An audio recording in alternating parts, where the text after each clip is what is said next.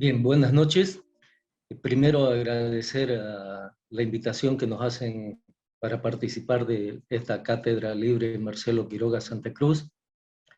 Segundo, también me parece importante y felicito que estén tomando en cuenta estos temas para el debate, la formación, la opinión pública en relación a una problemática tan sensible como es el tema de la tierra. Y tercero, pues un gusto para mí poder compartir este espacio con Gonzalo y con Paola, a quienes también saludo y me complace que estemos en este escenario compartiendo ideas y debatiendo sobre estos temas. Quisiera poder compartir con ustedes pantalla. Quiero partir del tema este de la diferencia entre lo que es un poco la conflictividad y los conflictos agrarios. ¿Por qué esto? Porque conflictos agrarios hay en todas las sociedades. Son los conflictos que están relacionados a la tenencia de la tierra, el problema de vecindad, linderos, servidumbres de paso, división de propiedades. O sea, esos conflictos que normalmente se consideran como normales, están en todas partes, y para eso hay una institución y para eso hay normas que puedan resolverlo. Y así se hace. En el caso de la conflictividad, estamos hablando de otra cosa. Estamos hablando que los conflictos ya no son entre dos particulares. Los conflictos son entre dos sectores sociales. Y en este espacio de confrontación, no de dos propietarios, sino de dos sectores sociales, se usa cualquier diferencia para confrontar. Entonces aquí es donde los conflictos agrarios se presentan, ¿no? Ya no entre propietarios, sino entre colectividades. Es un escenario de confrontación en la que no solo está la pugna por el control de la tierra y los recursos naturales, sino que detrás de ello existe una pugna por el poder. Son relaciones de poder que están confrontados. Entonces, cualquier diferencia es motivo de conflicto. Esto es lo que nosotros estamos viviendo y no es solo ahora. Mi paso por el INRA hace algunos años, que además era en un contexto que lo marco aquí como la lucha por el control de los recursos naturales alrededor del año 2000. El 2002 se produjo la guerra del agua, 2003 la guerra del gas, y el 31 de diciembre yo asumo un poco la dirección del INRA y estábamos en un momento en el que habían 2 tomas de tierra por semana. Eso eran más o menos las puertas de lo que podía llamarse ya la guerra por la tierra. Entonces, ahí es un tema que nos lleva a analizar y a discutir esta situación. ¿Cuál es la característica de las tomas de tierra de este espacio 2003-2004? Porque es muy diferente a lo que pasa ahora. Entonces, en ese periodo estábamos hablando primero qué tipo de propiedades eran las grandes propiedades, sobre todo de extranjeros, la mayor parte brasileros, propiedades cuestionadas porque no estaban cumpliendo una función económica y social, o bien porque se cuestionaba la legalidad de las mismas. ¿Quién era el sujeto que llevaba adelante estas tomas de tierra? El movimiento sin tierra. ¿Y con qué objetivos? Objetivos sin duda ideológicos, políticos y sociales. Los principales. Las acciones del movimiento sin tierra pretendían cuestionar los derechos de propiedad existentes. Segundo, buscaban cuestionar la legitimidad y la legalidad que tenían ciertas propiedades. No eran todas, eran las que habían tomado y estaban cuestionando. Pero también pretendían cuestionar la legitimidad de la institucionalidad agraria, que era inoperante, que se la calificaba además de corrupta, de ineficiente. Se pretendía cuestionar los latifundios y el nivel de extranjerización de la tierra. Y finalmente, un objetivo era permitir que quienes no tenían tierra puedan acceder a ella. Entonces, estas son características importantes que marcan lo que fue este periodo de toma de tierra alrededor de los años 2000 hasta el 2005-2006. Y en alguna medida baja la intensidad, pero esto continúa. Y yo puedo decir de que hay un primer acuerdo que es implícito entre el gobierno y sectores agropecuarios que busca poner fin a este mecanismo de toma de tierra y a esta conflictividad agraria.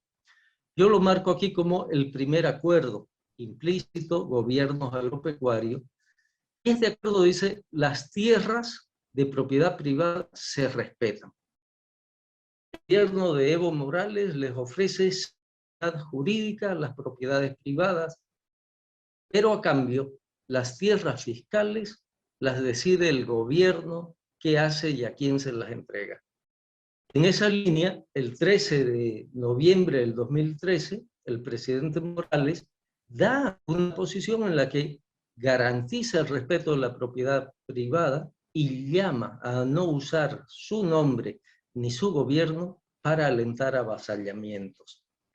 Según el IPSE, en ese momento había más de 70 propiedades que se encontraban avasalladas, y es este acuerdo lo que viabiliza lo que después fue la Ley 477 de este mismo año 2013 contra los avasallamientos.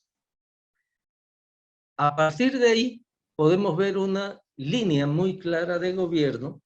Por un lado está la ley de avasallamiento, pero por otro el gobierno nacional dirige la mirada hacia las forestales que existen y comienza a llamar a sus bases a ocupar estas tierras. 20 de diciembre del 2012, en acto público en el municipio de Laja, el presidente Morales ofreció tierras del Oriente a campesinos de Occidente, donde existen, dijo él, millones de hectáreas aptas para labores agrícolas, sin los problemas de agua y clima que se viven en las tierras altas. También ofreció tierra fiscal a productores cocaleros para evitar avasallamientos y cultivos de coca ilegal en los parques nacionales, el 4 de enero del 2014. El 2018, Morales también ofreció tierras fiscales a los bolivianos que viven en países afectados por la crisis económica para que retornen al país. Esta es una expresión también del presidente Morales que dice: los hermanos que tienen 20 a 50 hectáreas, como los del Oriente, produciendo soya, ganan mejor que el presidente o cualquier ministro. Acá por problemas de agua, clima, etc. Y además dice aquí que gracias a la Constitución, millones de hectáreas se han recuperado en el Oriente y están a disponibilidad de los hermanos que quieran ir a ocuparlas. Entonces, ¿qué quiero demostrar con todos estos fragmentos de declaraciones del presidente Morales?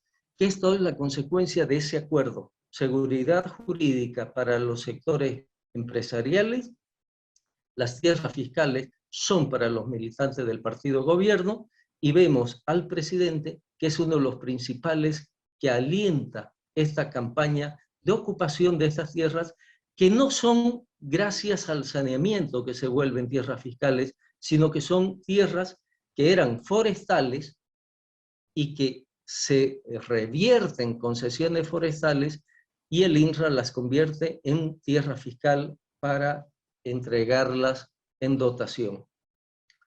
Un segundo acuerdo es sin duda el tema de la Agenda Patriótica Bolivia 2025, en la que se propone la ampliación de frontera agrícola de 3 millones de hectáreas que se tenía el 2013 a 13 millones de hectáreas para el 2025.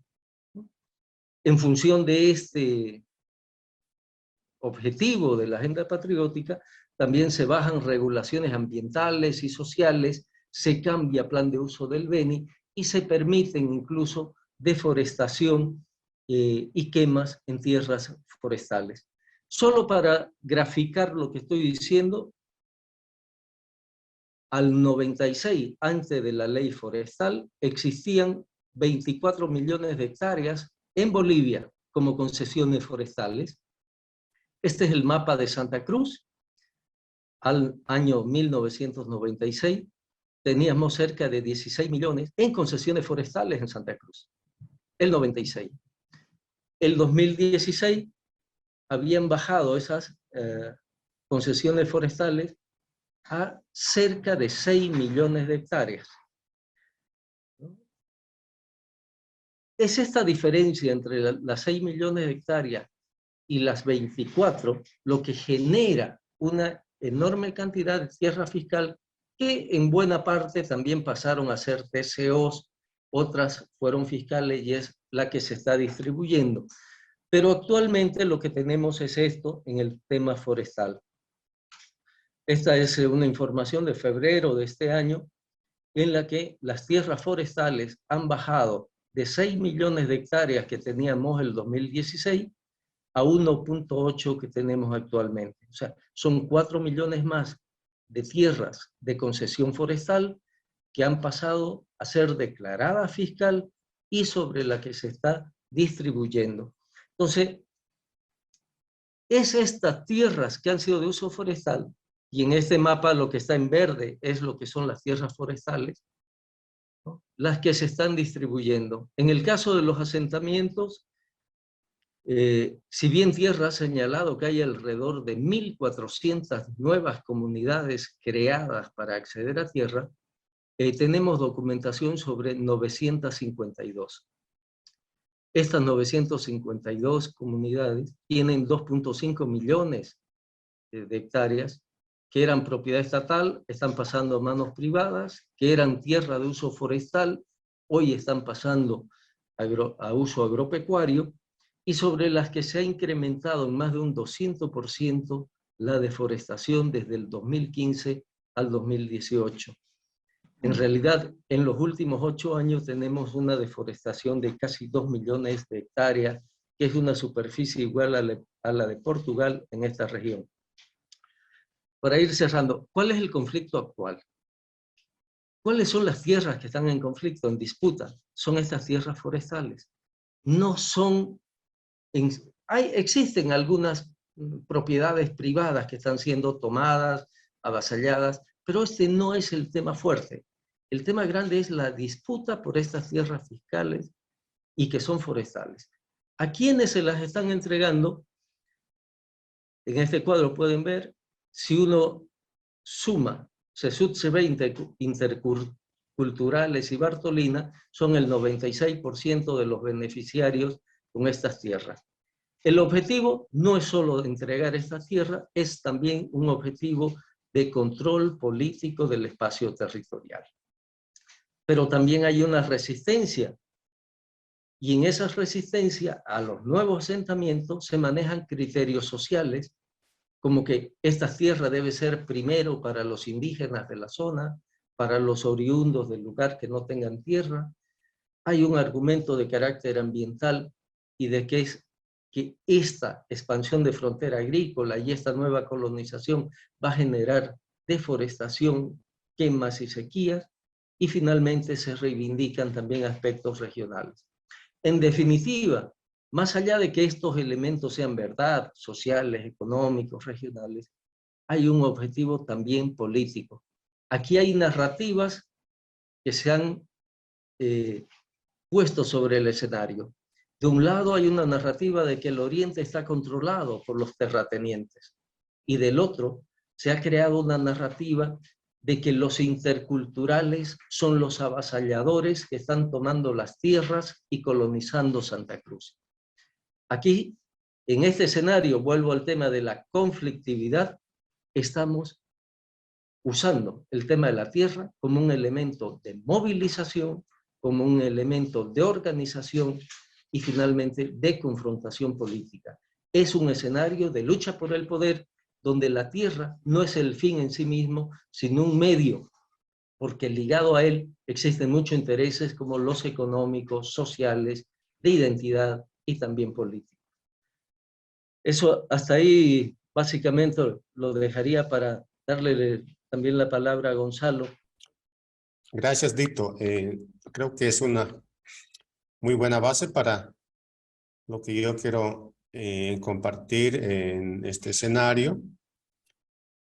más relacionado con el tema de deforestación, que es una cara más de todo este problema del conflicto de la tierra, de las disputas y de los distintos intereses que están en juego, especialmente de parte de la gente que pertenece a los grupos de poder, ¿no? Ya sean grupos de poder económicos o políticos. En mi caso, la idea es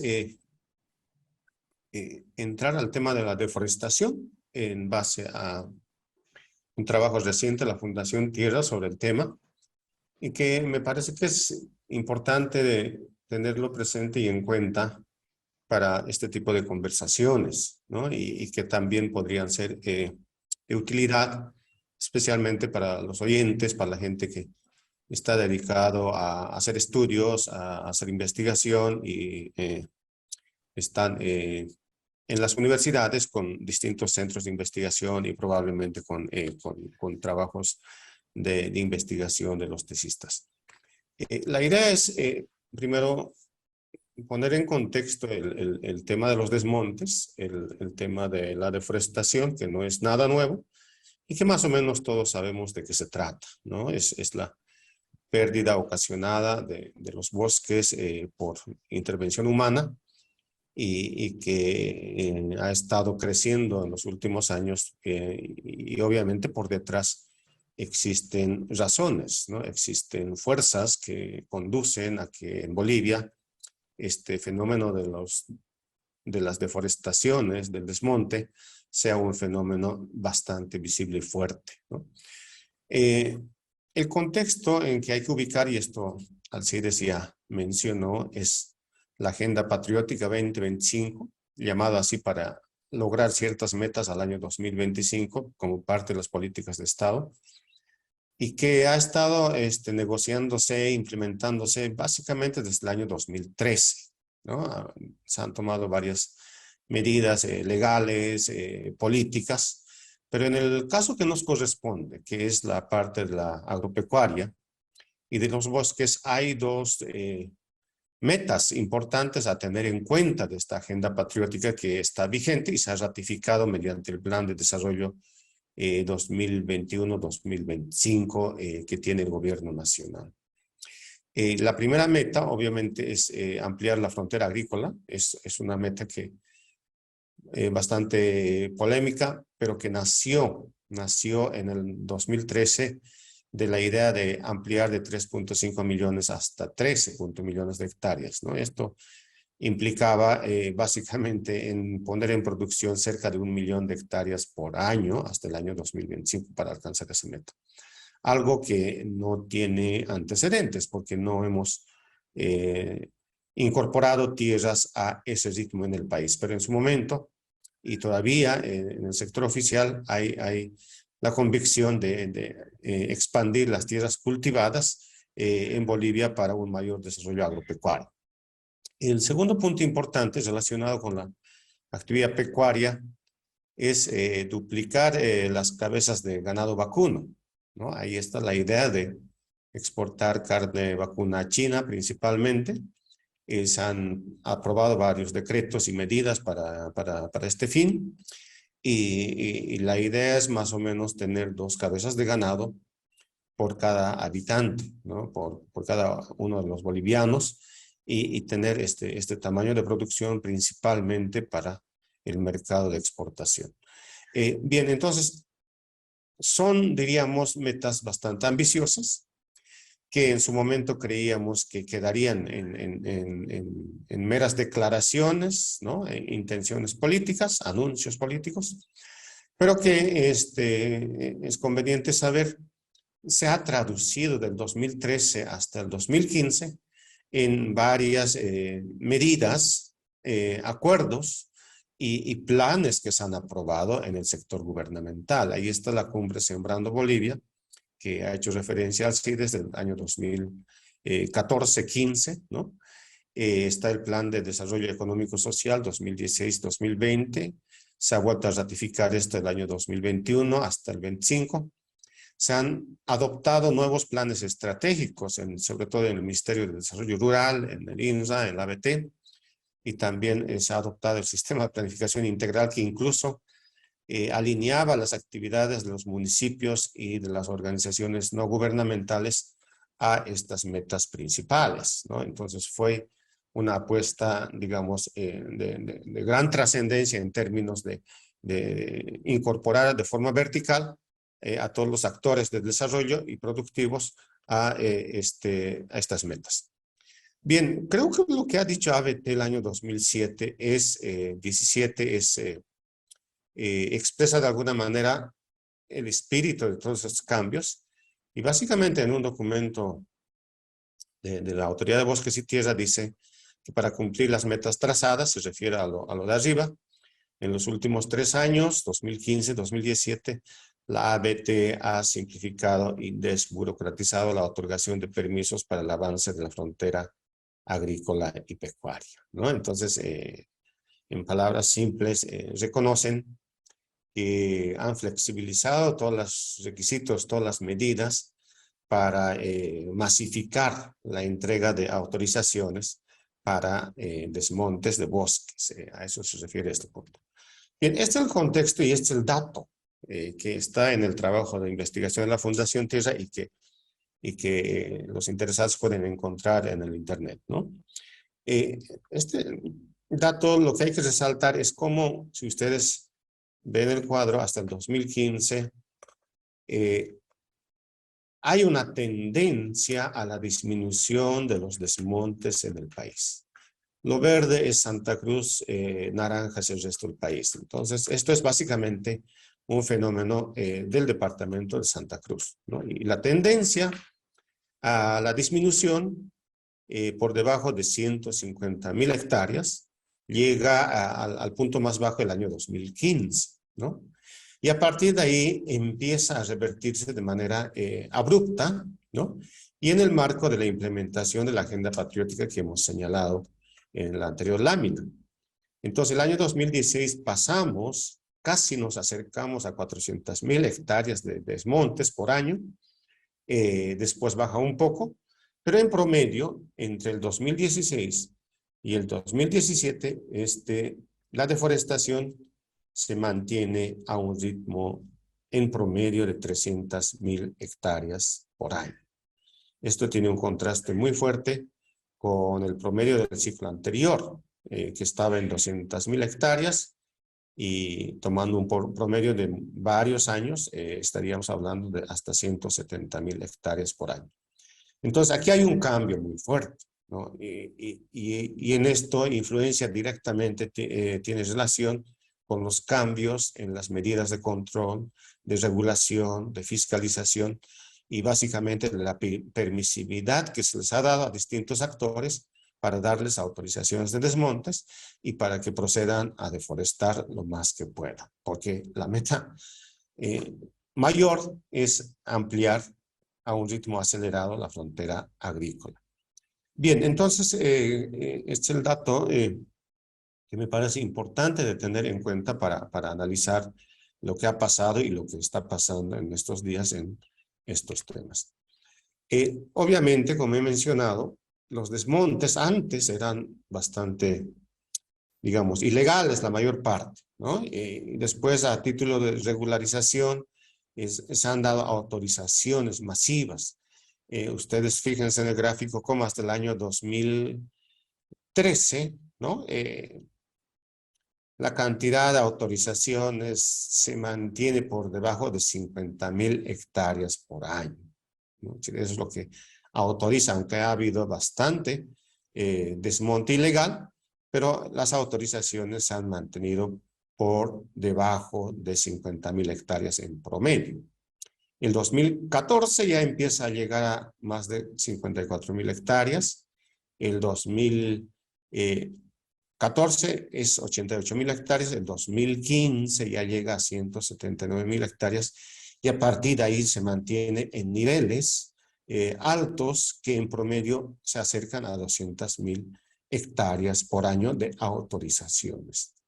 Entonces, saltarse de un dato de menos de 50,000 hectáreas hasta 200.000 hectáreas, significa que aquí no solamente hay un cambio progresivo, sino es una ruptura con la política de control y fiscalización de bosques anterior y con una distribución y autorización masiva de autorizaciones de desmontes a diferentes sectores interesados en deforestar bosques y poner en producción para la agricultura mecanizada. Entonces, el cuadro anterior de cómo en los hechos aumenta la deforestación tiene una correlación estrecha con las autorizaciones legales para hacer estos desmontes. Entonces, incluso hay gente que ha tenido autorizaciones y ha obtenido autorizaciones sobre tierras que no le pertenecen, ¿no?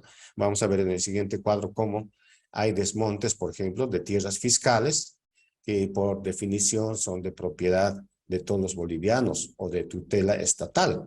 Y sin embargo, privados han desmontado y varios de ellos con autorizaciones de la ABT. Este es un ejemplo de una zona afectada por estas autorizaciones, la zona Laguna Concepción. Esto está en el departamento de Santa Cruz, cerca de San José de Chiquitos. Y ahí hemos tomado una muestra de un área de cerca de 800.000 hectáreas, donde en la primera columna vemos la participación en términos de hectáreas y porcentaje de cada tipo de propiedad. O sea, hay pequeñas propiedades, existen medianas, empresariales, existe comunitaria, fiscales y otros. Entonces, lo que nos dice el derecho propietario de esta zona es que la gran mayoría son medianas y grandes propiedades empresariales, el 48.9%, ¿no? Esta es la realidad y el contexto en que más o menos se produce la deforestación, ¿no?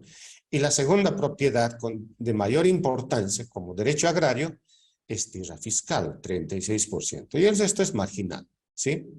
Entonces, en esta realidad, ¿qué ha pasado entre 1990 y 2001? Este es el dato acumulado de deforestación. En términos de porcentaje, lo que tenemos es que del total de la deforestación de esta zona, el 2.9% es pequeña propiedad, ¿no? Esto básicamente significa que las pequeñas tienen una participación marginal porque finalmente es menor en cuanto a tipos de propiedad que existen en esta zona. La principal es obviamente la mediana propiedad, tanto por su tamaño y por la severidad de la deforestación. Fíjense que la última columna señala qué grado de deforestación existe en cada predio. Y en el caso de medianas empresariales son 62.8%. Entonces representan del total histórico del 72, básicamente el 73% de los desmontes. Después están las comunitarias, las TCOs con 3.2%, y el dato a tener en cuenta es esto, tierra fiscal. Tierra fiscal que es de los bolivianos, que debería tener protección, que debería procederse al desalojo de quienes ocupan ilegalmente.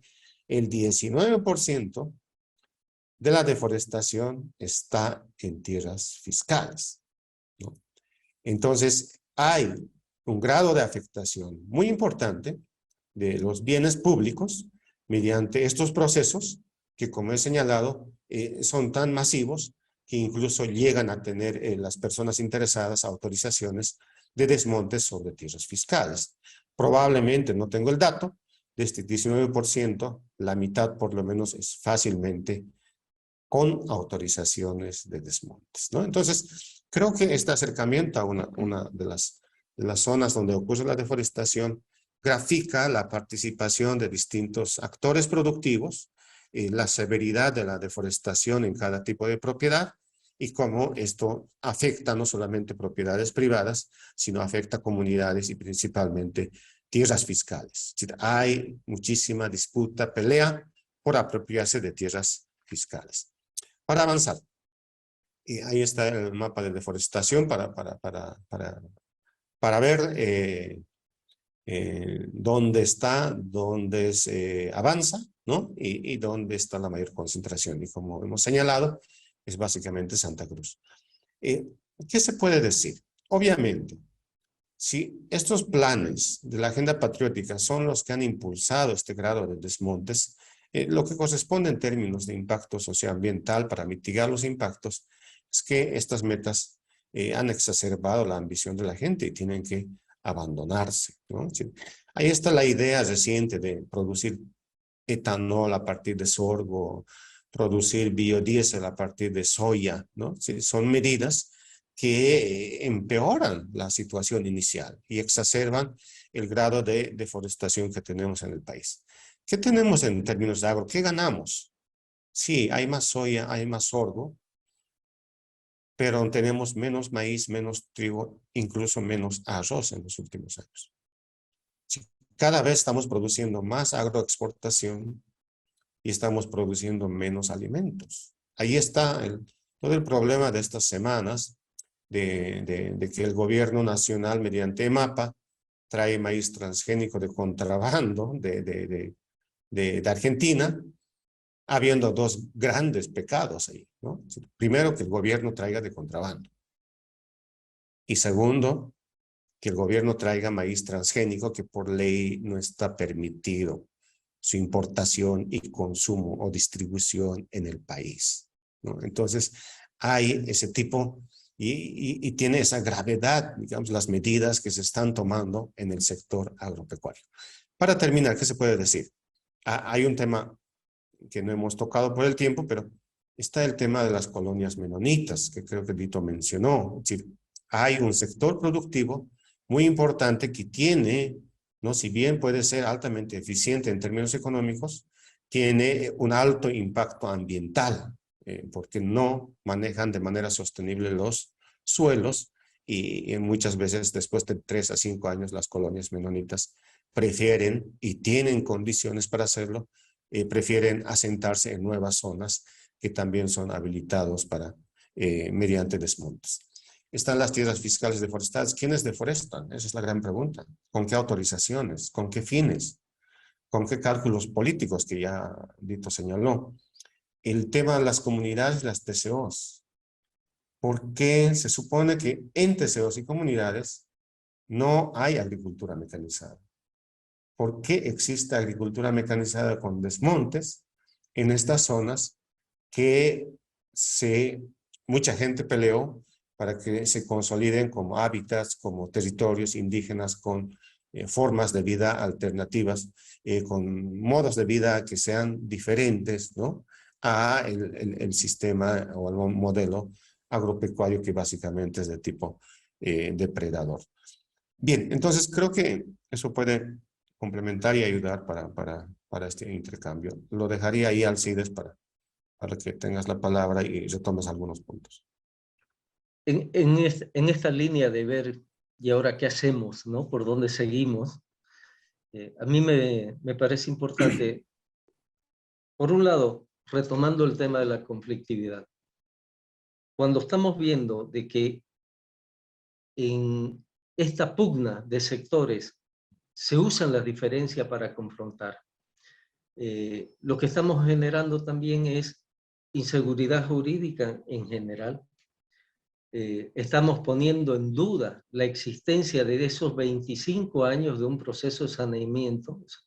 ¿Sirve para algo si al final no se respeta o no hay capacidad del Estado para hacerlo respetar? Si esa propiedad es privada, si esa propiedad es fiscal, si es un área protegida, si es territorio indígena, y no tenemos la capacidad institucional de hacerlo respetar, ¿sirvió para algo el saneamiento? O al final la consigna es aquí, se respeta el derecho si uno tiene la fuerza para hacerlo valer, ¿verdad? Este es uno de los problemas y de las consecuencias. Estamos hablando de que la legalidad está en duda porque falta un respeto y una capacidad de la institucionalidad agraria. Y ahí hemos planteado en varias ocasiones, creemos que el INRA debe asumir un papel mucho más técnico, menos político, que parte de esas tareas es que haya un director del INRA que sea institucionalizado. Llevamos 22 años de directores interinos en el INRA. Es hora de tener un director que responda a un mecanismo de consenso y por lo tanto a la ley y no a un ministro o a intereses políticos. Este es un elemento. El segundo es Si seguimos en este proceso de ocupación y de saqueo, lo que estamos llevando es a la destrucción de grandes áreas del país. Aquí hay que cuestionar claramente un modelo de desarrollo que es altamente extractivo, de apropiación y de aprovechamiento de fertilidades de suelo, de los recursos del bosque, y no de generar elementos que sean de una producción sostenible. Hay que llevar otra vez al debate varios elementos. Primero, el tema de modelos de desarrollo sostenible. Segundo, hasta este momento, el bosque en pie no tiene ningún valor.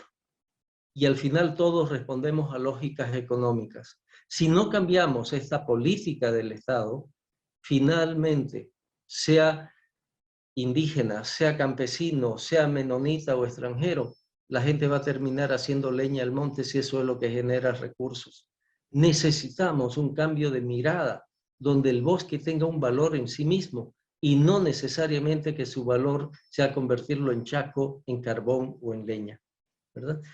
Entonces, el tercer aspecto es que necesitamos generar confianza y eso significa políticas de transparencia.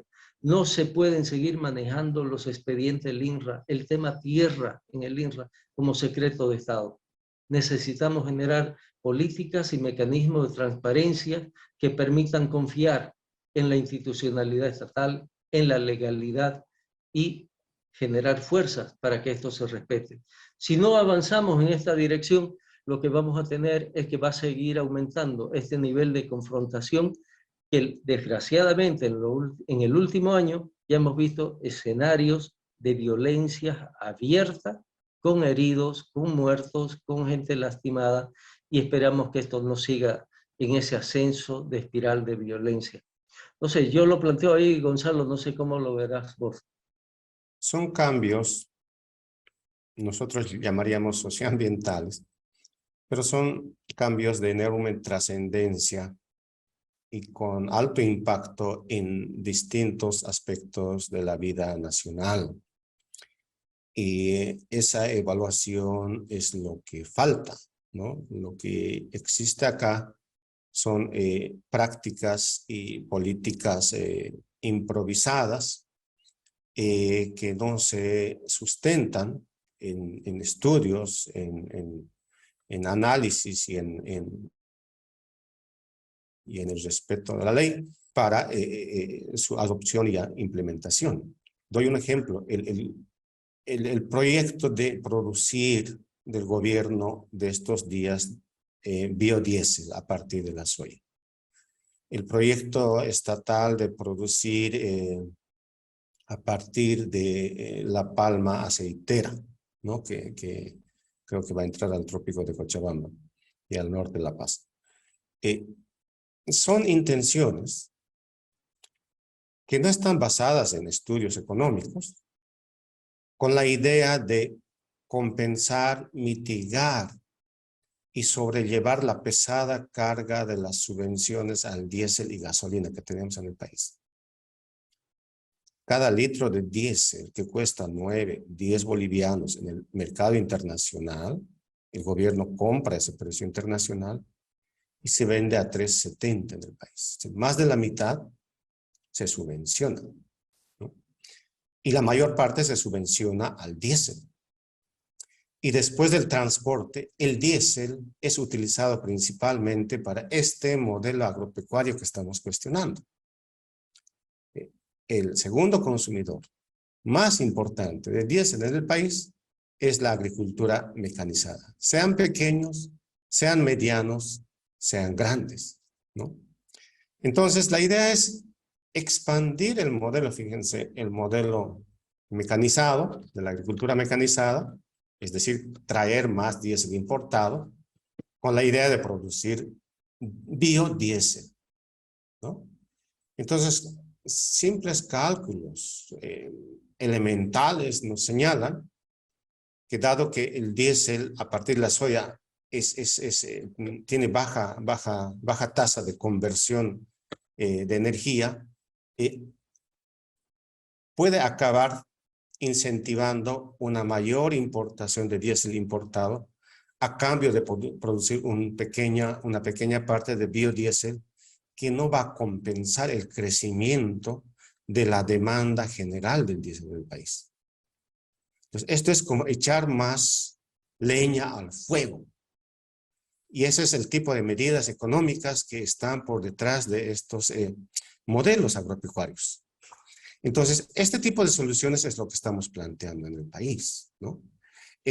Hay no solamente estudios como los que hemos mencionado, varios, en términos económicos, por ejemplo, que señalan que la agricultura mecanizada en el país tiene bajos rendimientos y baja competitividad internacional. Entonces, el costo ambiental es muy fuerte para lograr la competitividad, la poca competitividad que tiene en este momento. Pero lo más grave, y aquí creo que quiero resaltar lo que ha dicho Alcides, son las vulneraciones al derecho establecido, el derecho de propiedad, por ejemplo, ¿no? En el afán de entregar y dar libertad a quien sea para que tomen tierras, desmonten y trabajen, se están vulnerando derechos consolidados, derechos de propiedad. Porque sean pequeños, medianos o grandes, hay mucha gente en el país que tiene derecho propietario, que lo ha trabajado, lo ha conquistado, lo ha demostrado, sean medianos, sean pequeños, sean grandes, tiene derecho propietario. Pero cuando el propio Estado, el propio gobierno nacional, no establece las medidas de regulación, de control y de protección de estos derechos propietarios, ¿no? Si todo el mundo cree tener dueños sobre lo que puede. Y ahí se establece la ley de la selva, ¿no? Si todos dicen ser dueños de cualquier propiedad, bien inmueble, diríamos, en el sector urbano. Y esto obviamente va a generar mayor caos, mayor problema. Y creo que uno de los principales desafíos de estos días es resguardar y proteger los derechos propietarios bien habidos en el sector agropecuario. Me quedaría con esa idea y respaldando plenamente la necesidad de que las instituciones públicas deben volver a su rol, y su rol principal es respetar la ley. Sí, quizás para cerrar, manifestar la preocupación actual. Hace 2 o 3 días hemos visto al presidente negociando con una federación de campesinos de la Chiquitanía, que justamente, entre otras cosas, están pidiendo que se les titule a sus asentamientos que son ilegales y que están en áreas protegidas, que se les dé título de propiedad a asentamientos que están en tierra fiscal no disponible porque son reservas forestales, que se les dé título de propiedad aún no corresponda y sea contrario a la ley. A mí me preocupa mucho que estemos siguiendo la lógica de superar un acto ilegal con una medida que lo legaliza. Así se ha hecho con los desmontes ilegales, ahora se están haciendo con los asentamientos ilegales, y ese no es el camino. Así se pretende hacer con los autos chutos, ese no es el camino, porque ahí avanzamos cada vez a una mayor desinstitucionalidad pública. Necesitamos dar certeza de que la ley debe ser respetada y debe ser respetada por todos en condiciones de igualdad. Este es el mecanismo también que nos puede garantizar la preservación y la conservación de los recursos que todavía tenemos. Sí, absolutamente de acuerdo que no se pueden cambiar las reglas de juego a mitad del partido. Eso está sucediendo en el tema ambiental, esto está sucediendo en el tema de derecho propietario, derecho agrario en el país, esto está sucediendo en todos estos casos de disputas, conflictos por la tierra que tenemos en el país. Y aceptar de que sigan las autoridades y los poderes económicos y políticos cambiando las reglas de juego a mitad del partido, según su conveniencia, esa creo que es la primera medida que debe eliminarse. Si hay áreas protegidas, reservas forestales, si existen condiciones que precautelan derechos, ¿no? Y existen roles y obligaciones de distintos actores, esto es lo que tiene que acatarse. Y si finalmente hay algo que cambiar en la ley por el bien común, por el bien mayor, pues tiene que discutirse en los escenarios en que están previstos por ley que se hagan las leyes, ¿no? Y que exista participación ciudadana. y que existan argumentos válidos y basados en estudios, en evidencias. Ese es el otro problema. Si muchas decisiones políticas, muchos cambios normativos que se están adoptando en temas socioambientales y agrarios, se lo están haciendo al margen de los datos empíricos, al margen de las evidencias, ¿no? Sino simplemente se lo están haciendo respondiendo a los grupos de presión y a las demandas de sectores que tienen sus intereses particulares. Entonces, el reto en términos políticos es muy grande, ¿no? Lo cual creo que hay que destacar y resaltar a partir de lo que se ha mencionado en este espacio.